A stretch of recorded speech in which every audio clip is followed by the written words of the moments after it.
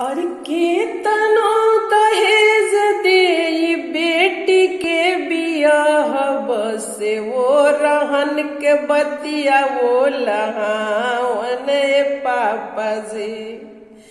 केतनो दहेज देई बेटी के बियाह बसे भूखड़ के पेट नहीं भरे लाए पापा जी।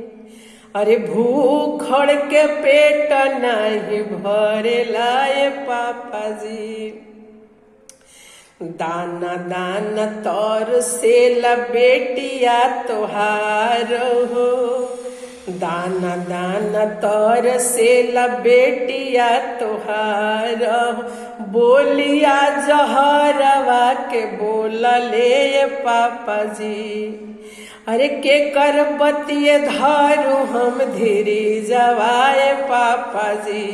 के कर बतिये धारू हम धीरे जवाए पापा जी।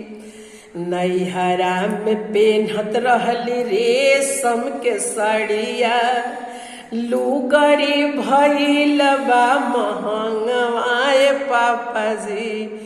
के कर बतिये धारू हम धीरे जवाए पापा जी। एक दिन राउर बेटी लटकल फसरिया पर हाला भइल बेटी बा खराब तोरे पापा जी। हाला भइल बेटी तोरे खराब मोरे पापा जी।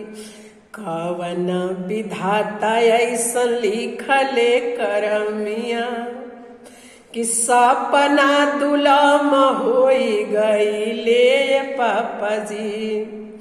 कि सुखवा दुलाम होई गईले पापा जी। बेरी बेरी सास नंदी मारे वो रहनवायर जई से जहरवा के गोलियाए पापा जी। अरे जई से जहरवा के गोलियाए पापा जी।